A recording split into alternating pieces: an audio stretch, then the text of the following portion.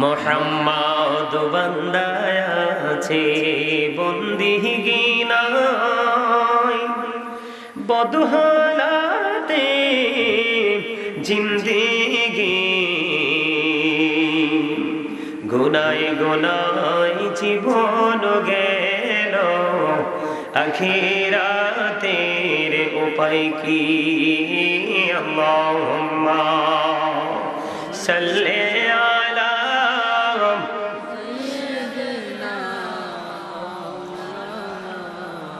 মুহাম্মদ ওয়া আলা আলি সাইয়্যিদিনা মাওলানা মুহাম্মদ লা ইলাহা ইল্লাল্লাহ মুহাম্মদে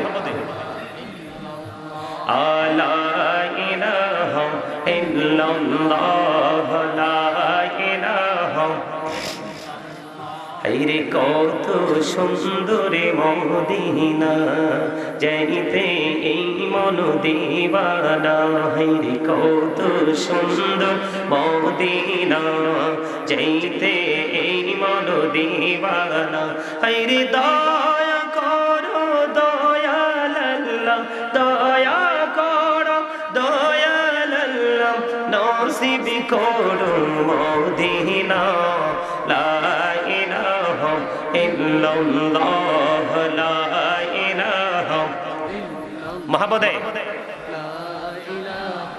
ইল্লাল্লাহ লা ইলাহা হায়রে নামাজে রোজা ছাইরো না মা বাবাকে ভুইলো না হায়রে নামাজে রোজা ছাইরো না মা বাবাকে ভুইলো না হায়রে জান্নাতে বাসী হইতে চাইলে জান্নাতে বাসী হইতে চাইলে প্রাণ ভরে করো সাধনা লা ইলাহা ইল্লাল্লাহ লা ইলাহা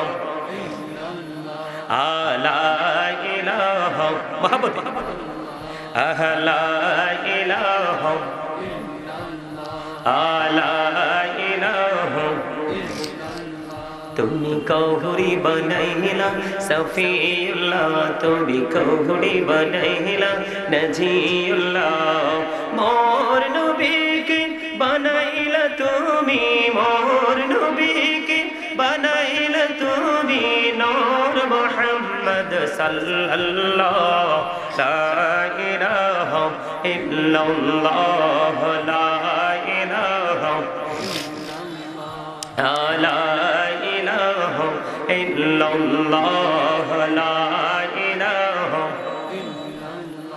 লা ইলাহা ইল্লাল্লাহ মুহাম্মাদুর রাসূলুল্লাহ সাল্লাল্লাহু আলাইহি ওয়াসাল্লাম আল্লাহ আল্লাহ আল্লাহ আল্লাহ আল্লাহ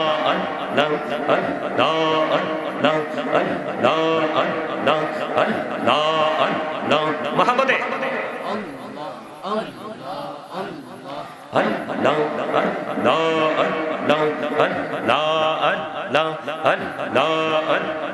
এই নামেতে এতো মধু এই নামেতে এতো মধু জাহানিনি তো আগির দয়াল জাহানিনি তো আগে যতই যাবি নামটি তোমার যতই যাবি নামটি তোমার ততই মধুর লাগে দয়াল ততই মধুর লাগে আল্লাহ আল্লাহ আল্লাহ আল্লাহ আল্লাহ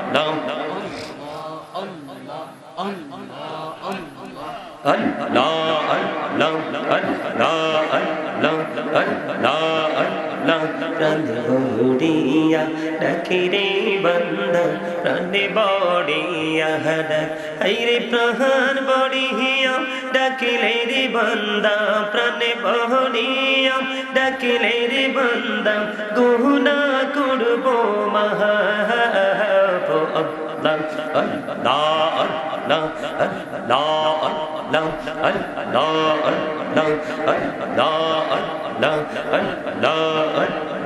জীবন গড়িয়া করছে রে গোনা, জীবন গড়িয়া করছে রে গোনা, ক্ষমা করে দাও রে দয়াল, ক্ষমা করে দাও।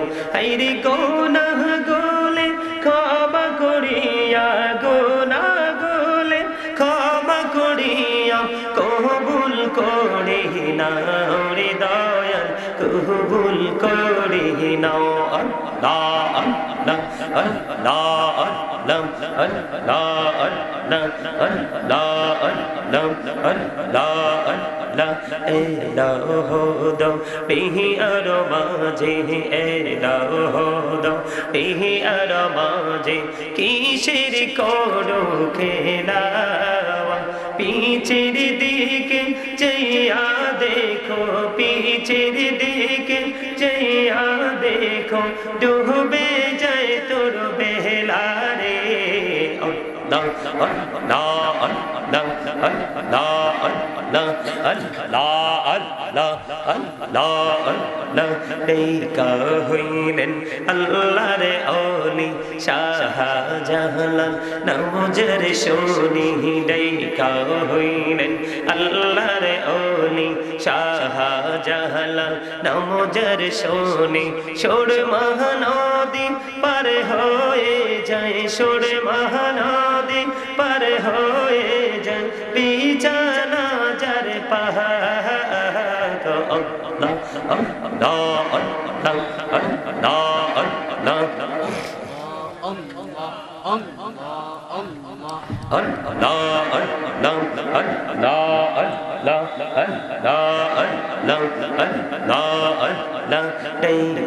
হইলেন আল্লাহর ওলি গৌসুল আজম নামাজের শুনি, বেলায়েতের আলোই বরলো, বেলায়েতের আলোই বরলো, পাকি ভূমি বাগদাদ।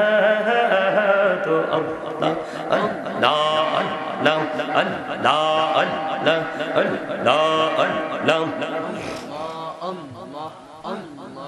লা ইলাহা ইল্লাল্লাহ মুহাম্মাদুর রাসূলুল্লাহ সাল্লাল্লাহু আলাইহি ওয়াসাল্লাম। সকলে বলুন আলহামদুলিল্লাহ। সম্মানিত মুআজ্জিজ মুহতারাম, সম্মানিত উপস্থিতি, আজকে ফুলমুড়ি পূর্বপাড়া খোসাল হাজি বাড়ির উদ্যোগে ফুলমুড়ি কবরবাসীর স্মরণে অষ্টম বার্ষিক ওয়াজ দোয়ার মাহফিলের আয়োজন করা হয়েছে। প্রধান মেহমান হিসেবে যাকে আমন্ত্রণ জানানো হয়েছে আমিরুস সালিকিন আলহাজ হযরত মাওলানা মুহাম্মদ নেসারউদ্দিন ওয়ালিউল্লাহি মাদ্দাজিল্লাহুল আলী পীর সাহেব কিবলা মুকাররম দরবার শরীফ। আমি আছি গাজী সুলাইমান আল কাদরি প্রধান ওয়াজিন হিসেবে। আমার আগে যিনি আলোচনা করেছেন বিশিষ্ট ইসলামী চিন্তাবিদ, সমুদ্র কণ্ঠস্বর হযরত মাওলানা জামাল উদ্দিন মৈশান, তিনি মহতামিম ফুলমুড়ি দারুস সুন্নাহ কেরাতিয়া মাদ্রাসা কমপ্লেক্স। সম্মানিত উপস্থিতি, হযরত মাওলানা আব্দুর রউফ খতিব বাংপাই মধ্যপাড়া জামে মসজিদ সভাপতিত্ব করবেন জনাব মোহাম্মদ ইলিয়াস সাহেব, বিশিষ্ট সমাজসেবক। আজকে যাদেরকে আমন্ত্রণ জানানো হয়েছে পীর সাহেব কেবলা সহ ওলামায়ে কেরাম, দাড়িপাকা আমার মুরব্বী বাবারা, যুবক ভাইয়েরা, পর্দানিশী আমার মা বোনেরা, বিশেষ করে আজকে যারা টাকা দিয়ে, পয়সা দিয়ে, অর্থ দিয়ে, বুদ্ধি দিয়ে, শ্রম দিয়ে, সার্বিক সহযোগিতার মাধ্যমে আজকের এই জান্নাতের বাগান সাজানো হয়েছে, সকলের প্রতি আমার আন্তরিক সালাম। আসসালামু আলাইকুম ওয়া রাহমাতুল্লাহি ওয়া বারাকাতুহু। সম্মানিত উপস্থিতি, আপনারা এখানে যারা উপস্থিত হয়েছেন আপনারা মোটামুটি সবাই মুরব্বী। কি মুরব্বী না? কথা বলেন না। আপনারা যারা আজকে শ্রোতা হিসাবে ফার্স্ট টাইম থেকে, তার মানে শুরু থেকে আপনারা এখানে যারা উপস্থিত হয়েছেন আপনারা সকলেই কিন্তু মুরব্বী, তাই না? সম্মানিত উপস্থিতি, আমি এসেছি আপনাদের কাছে আলোচনা করার জন্য, কিন্তু আলোচনা যখন করব আলোচনার মাঝে মাঝে কিন্তু আপনাদেরকেও সাড়া দিতে হবে। মিলাদের, মাহফিলের, দুরুদের, ধর্মীয় জলসার কাজ কি জানেন? যিনি আলোচক থাকবে, আলোচক যখন আলোচনা কথা যখন যেমন দুরুদ পড়বে, জিকির করবে, ছেড়ে দিবে, উনি যখন ছাড়বে তখন দর্শকদের কাজ হলো সেখান থেকে ধরা। এটা হচ্ছে মাহফিলের সৌন্দর্য, মিলাদের সৌন্দর্য, ধর্মীয় যে জলসা হয় সেই জলসার সৌন্দর্য হলো এগুলো। আপনাদেরকে বলছি, আপনারা যারা এখানে উপস্থিত হয়েছেন একেবারে মনোযোগ সহকারে বসতে হবে। আমি জানি আপনারা অনেক কিছু জানেন, অনেক বোঝেন, অনেক বুদ্ধিমান, একদমই এটার মধ্যে কোনো সন্দেহ নেই। কিন্তু আজকে যেহেতু জান্নাতের বাগানে এসে বসেছেন, নিশ্চয়ই আপনারা আজকে এখানে যারা আছেন, যদি আপনারা অনেক বিজ্ঞ, কিন্তু আজকের জন্য আপনারা এখানকার ছাত্র। কি আপনারা আজকের জন্য কি এই মাহফিলে যেহেতু আপনারা এসেছেন শ্রোতা, আপনারা ছাত্র। যারা আলোচনা করবে ওনারা হলো শিক্ষক। তো আপনাদের মনের মধ্যে যদি ওই ধরনের চিন্তা থাকে তাহলে আপনাদের এখান থেকে কিছু নিয়ে যেতে পারবেন। আর যদি মনে করেন যে না, I am very successful person, হামসে বড় কোন হে, তাহলে এখান থেকে কিছু নেওয়া সম্ভব হবে না। কারণ আপনি অহংকার করেছেন, প্রাউড ফিল করেছেন। নিজেকে অনেক কিছু মনে করা মানেই তো অহংকার। আর অহংকারী হচ্ছে মানুষের ধ্বংসের মূল কারণ। দেখবেন চুলার মুখ কিন্তু ছোট, কি চুলার মুখটা কি, গর্তটাও কিন্তু ওই রকম বড় না, কিন্তু আপনি যা ইচ্ছা তা লাকড়ি এখানে পুড়িয়ে নিশ্চিহ্ন করতে পারবেন। কথা বোঝেন নাই তো? যেটা বোঝেন না, আমার মনে হয় আপনারা জীবনেও চুলা দেখেন না। কথা বলেন না কেন? এই মুখ দিছি কি জন্য? ভোট খাওয়ার জন্য, বাদাম খাওয়ার জন্য, চা দোকানে বসে বসে চা খাওয়া আর মানুষের বদনাম করার জন্য, তিন রাস্তার মোড়ে শপিং মলে গিয়ে অপ্রাসঙ্গিক অগ্রহণযোগ্য কথা বলার জন্য? তাহলে কেন দিয়েছে আল্লাহ জবান? খবর রাখছেন নি? আল্লাহর ডাকার জন্য। এই তো চমৎকার। Then I will remember you, তোমরা আমাকে স্মরণ করো, আমি তোমাদেরকে স্মরণ করব। তাহলে জিকির কি করা যাবে না ছাড়া যাবে? আরে মাস্ট বি করতে হবে জিকির।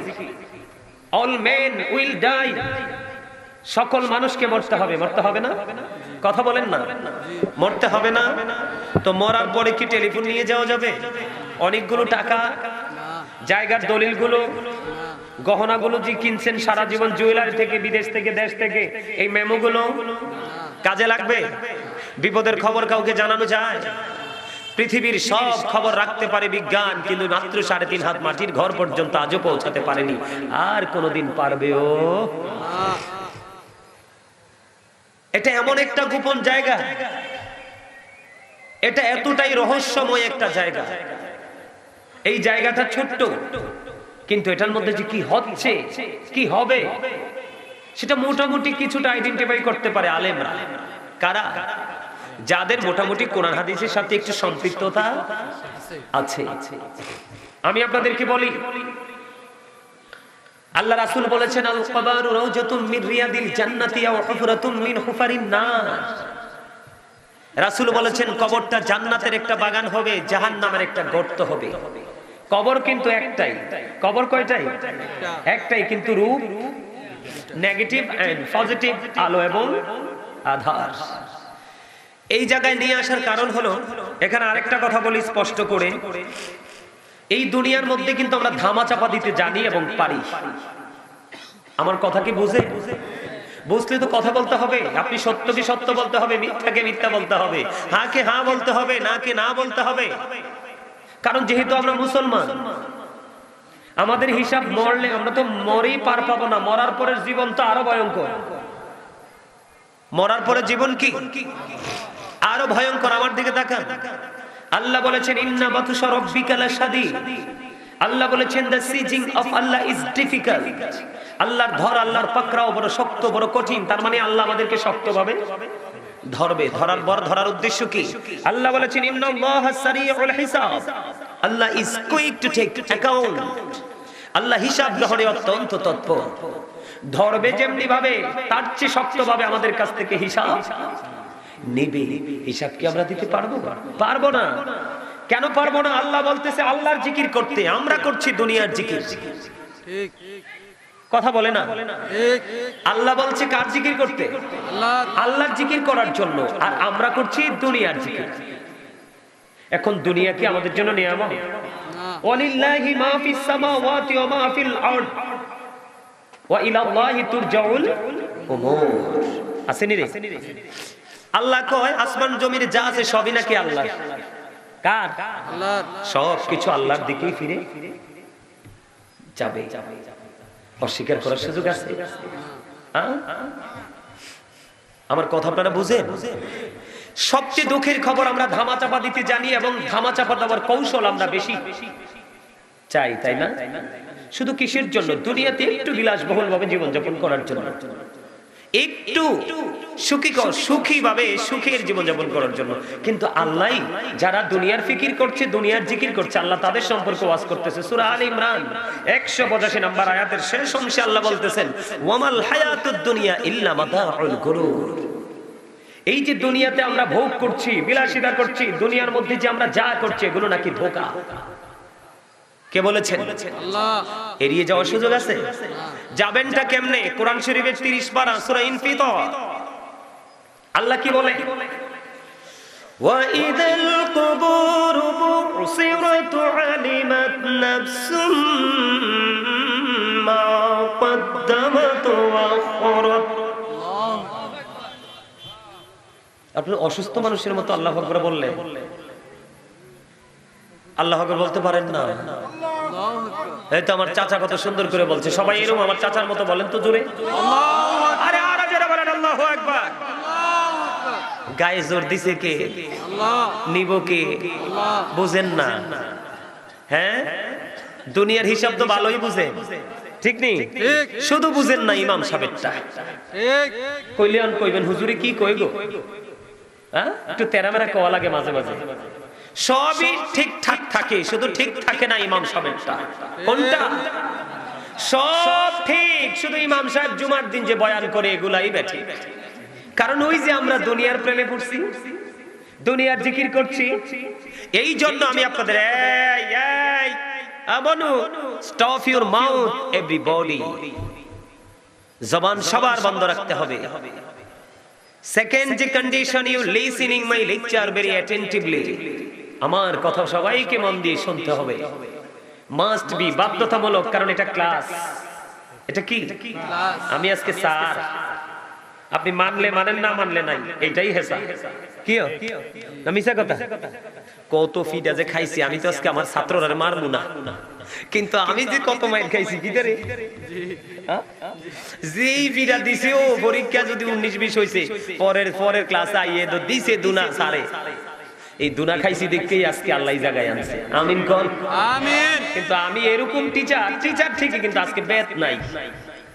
তো এটা কি একটা সুযোগ আছে না? হ্যাঁ, যে আমরা স্যার বালা আছে, বেত লই আইছে না। আলহামদুলিল্লাহ বলেন না? আলহামদুলিল্লাহ। আমি চাইছি আপনারা একটু হাসেন, আপনাদের মনটা একটু সুন্দর হোক, একটু ফিলিংস আসুক আপনাদের মাঝে।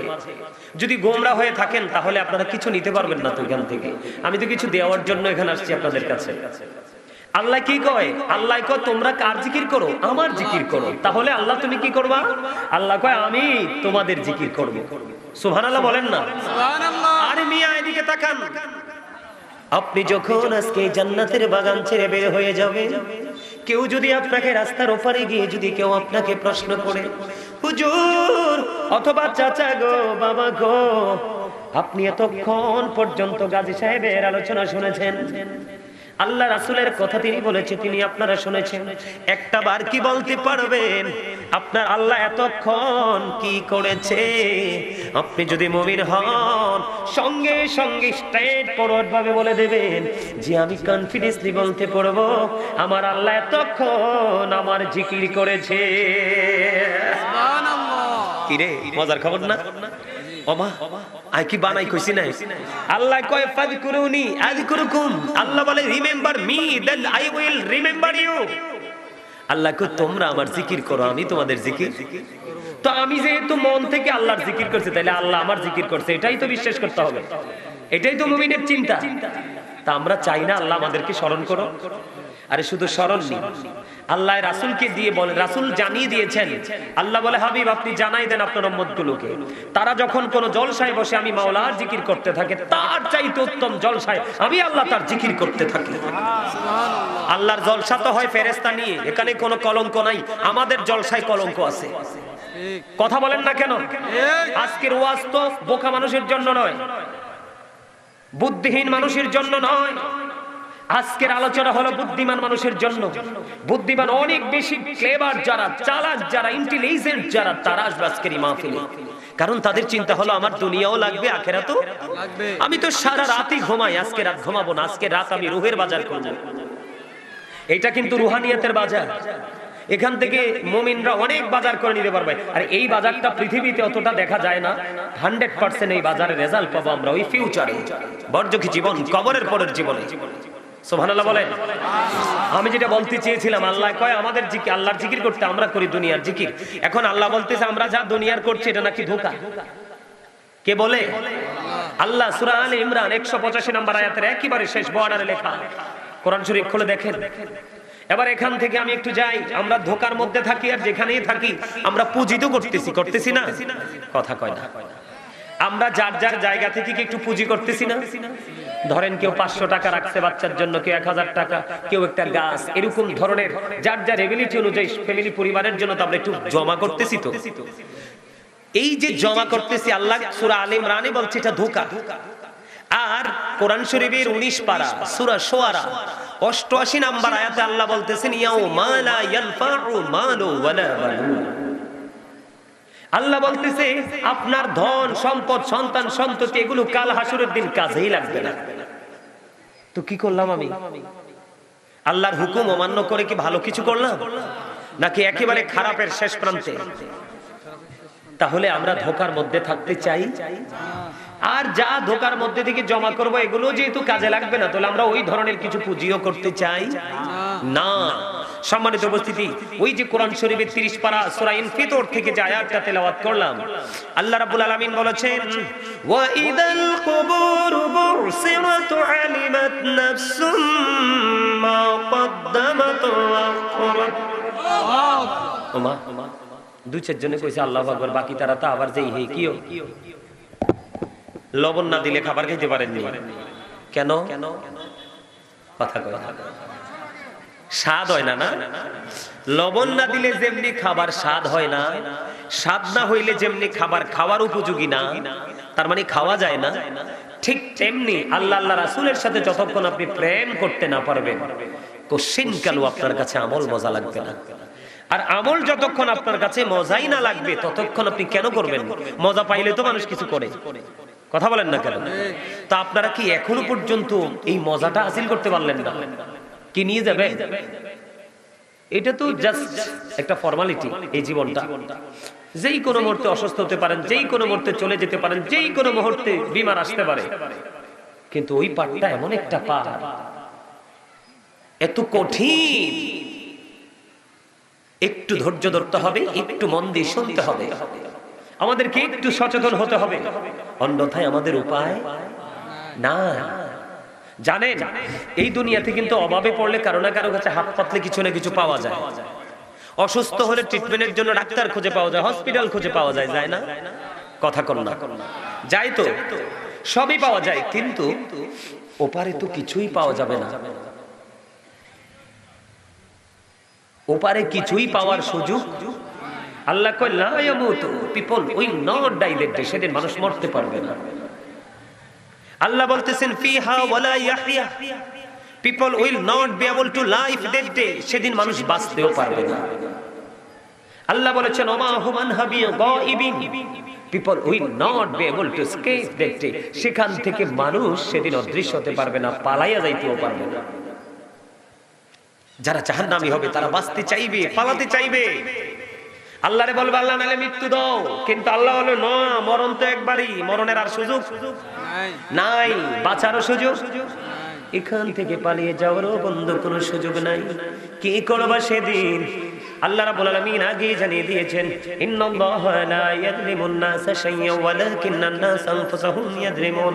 আল্লাহ রাব্বুল আলামিন সূরা ইউনূসের 44 নম্বর আয়াতে তিনি বলে দিয়েছেন, আল্লাহর বান্দার উপর জুলুম করে না, অত্যাচার করে না, বান্দা নিজের উপর জুলুম করে।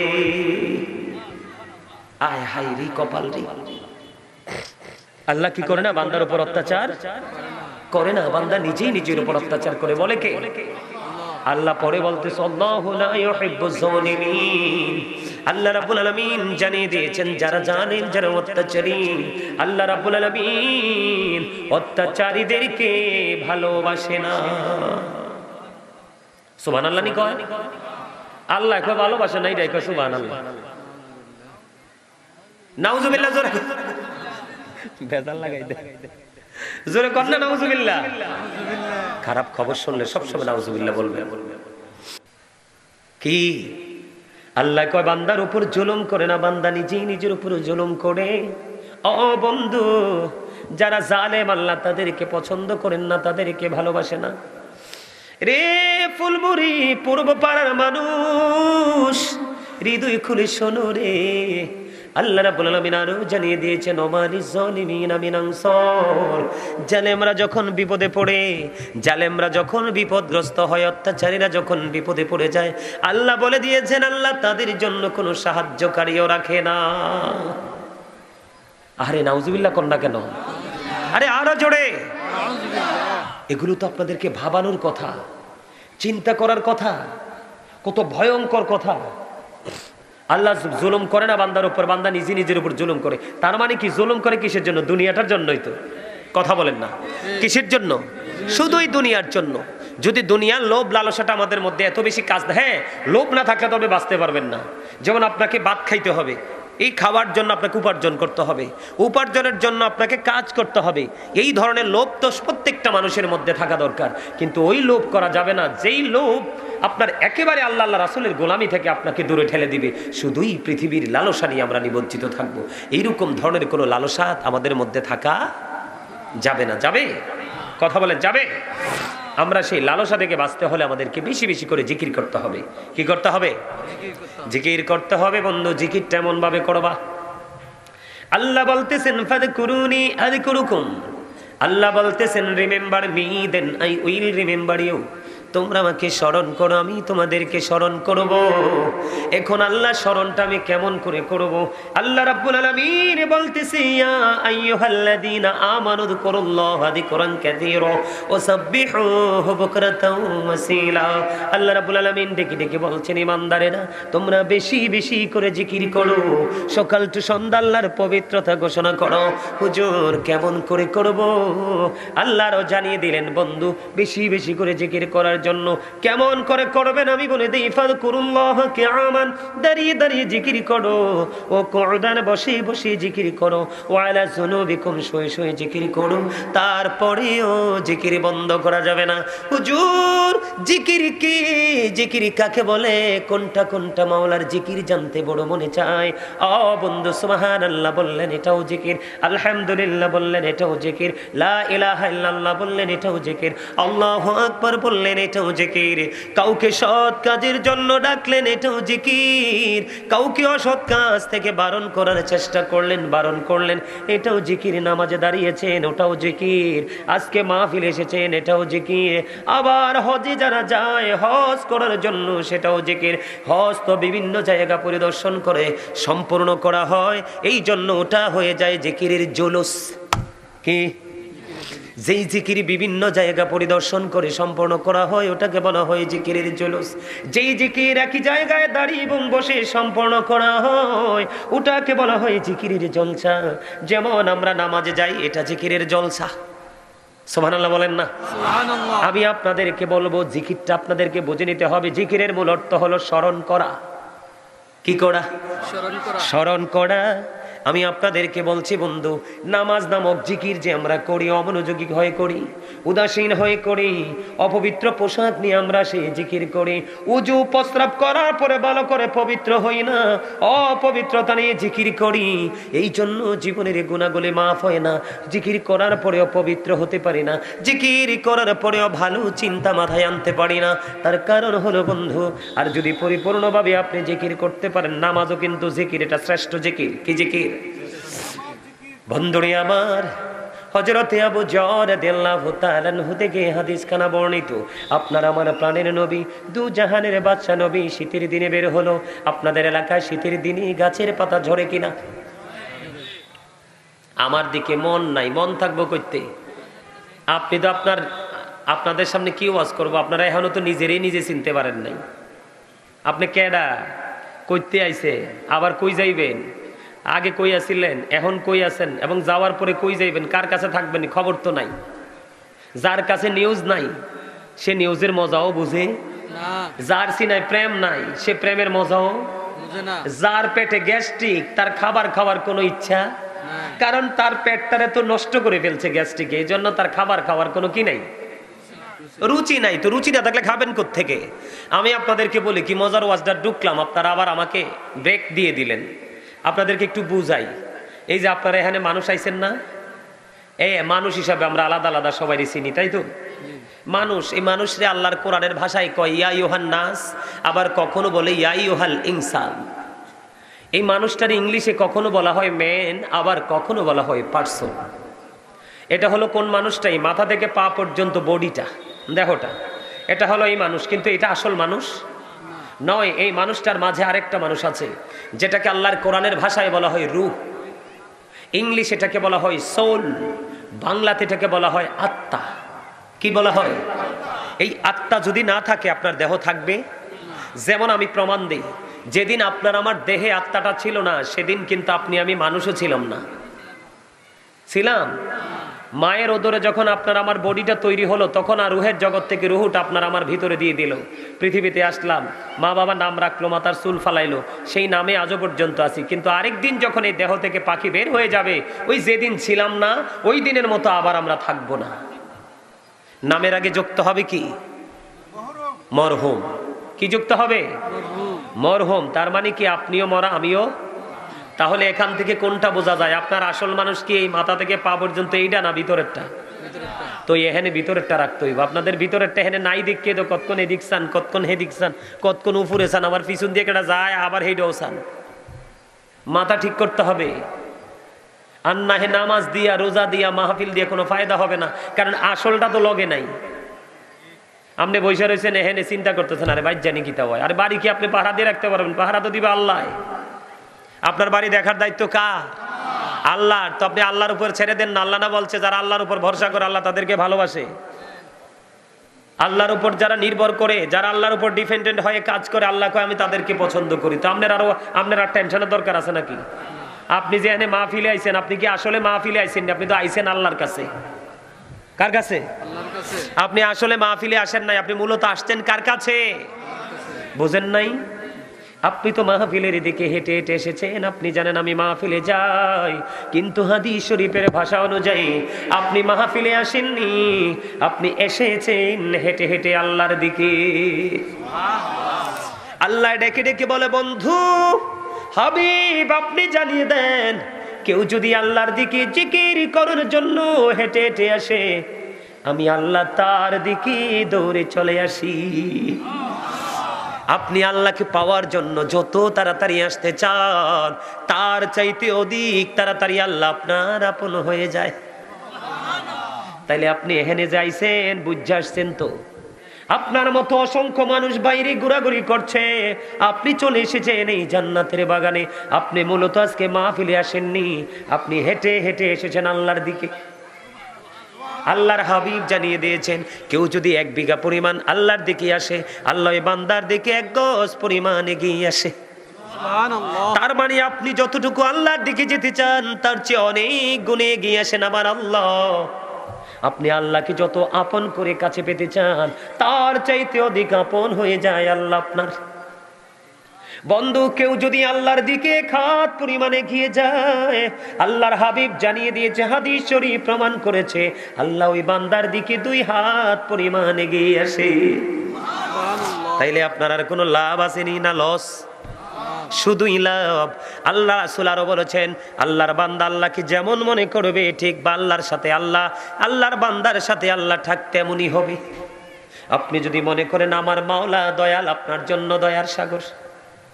আপনি যদি মনে করেন আমার মাওলা আমাকে সংরক্ষণকারী, আমার সব কিছু নিয়ামত দানকারী, ঠিকই দেখবেন অন্য সবাই যেটা পায় না আপনি সেটা পেয়ে যাবেন।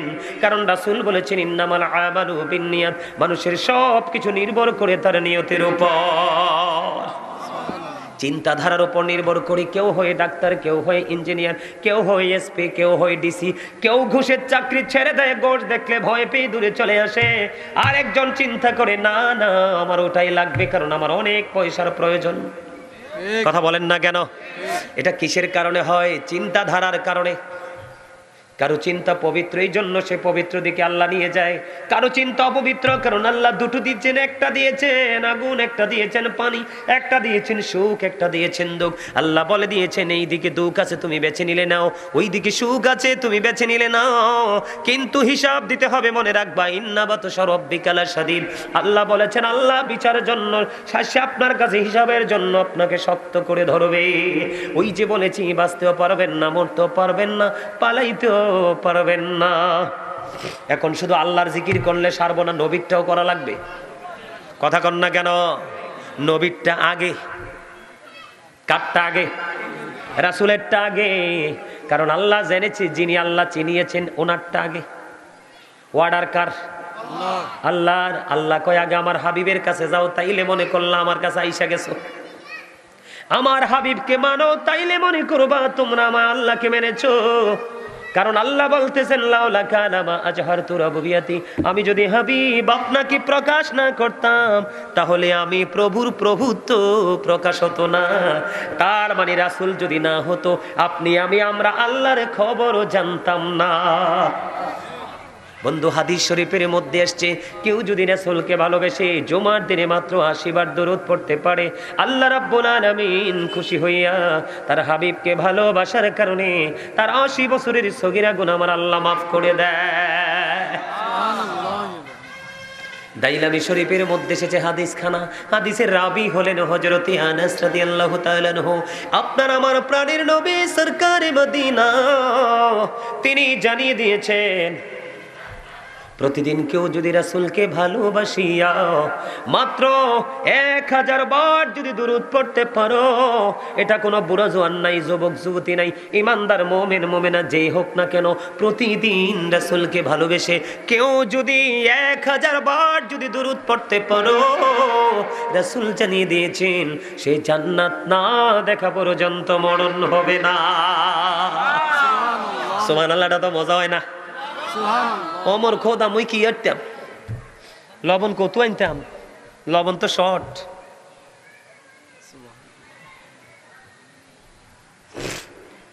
সুবহানাল্লাহ। কিটা জানেননি? আল্লাহর নবী সরকারে মদিনা তিনি বলতেছেন, তোমরা যখন জান্নাতের বাগানে যাও, এটা কিসের বাগান? জান্নাতের বাগান নি? মসজিদ জান্নাতের বাগান নি? কথা কয় না। আরে খুদারে ঠোঁট দো সিলাই লিবো দইরা, কথা কই দেখতেন না তো, বুঝেন না কিছু? আরে কথা কয় না। একটা হাদিস কই, আপনারা আবার আমার কথা রাগ হইয়েন না। আল্লাহ রাসূলের সামনে একদিন এক লোক সুস্থ সবল, হাদিস শরীফের মধ্যে এসছে, আমরা আল্লাহ বিপদে ফালায় না কেন জানেন? আমার নবীজি যখন পৃথিবী ছেড়ে চলে যাবে, আজরাইল যখন নবীজির হুজরাতে এসে হাজির হয়ে গেল, ও বন্ধু, তখন আমার নবীজি একটা ডাক দিয়ে বলছিল, ও আজরাইল, আমার প্রাণ ফাঁকি নিতে আসছো, কোনো দুঃখ নেই, তবে আমার প্রশ্ন আছে। কই প্রশ্নটা কি গো নবী? উত্তর দেওয়া ছাড়া, উত্তর জানা ছাড়া আমার প্রাণ পাখি নেওয়ার অনুমতি দিব না। আমার সুবহানাল্লাহ কয় না? সুবহানাল্লাহ। আমনের কাছে আজরাইল খারইতো না, নবীর কাছে আইয়া নবীর আগে সালাম দিছে আজরাইলে। সালাম দিয়ে কইতেছে, নবী আল্লাহ তো পাঠাইছে, যদি আপনি রাজি থাকেন তাহলে আজকে আপনাকে এই পৃথিবী থেকে নিয়ে যাব। আচ্ছা ঠিক আছে, আমার তো প্রশ্ন আছে, উত্তর জানতে হবে, এরপরে অনুমতি দিব। সুবহানাল্লাহ কয় না? আরে আরা জোরে সুবহানাল্লাহ। বেকুবের মতো বয়ে রইছে। এটা বাজার, বাজার, এটা মার্কেট। এটা কিসের মার্কেট? হ্যাঁ, তার চাচা ঠিক আছে, একটি you are great my deer.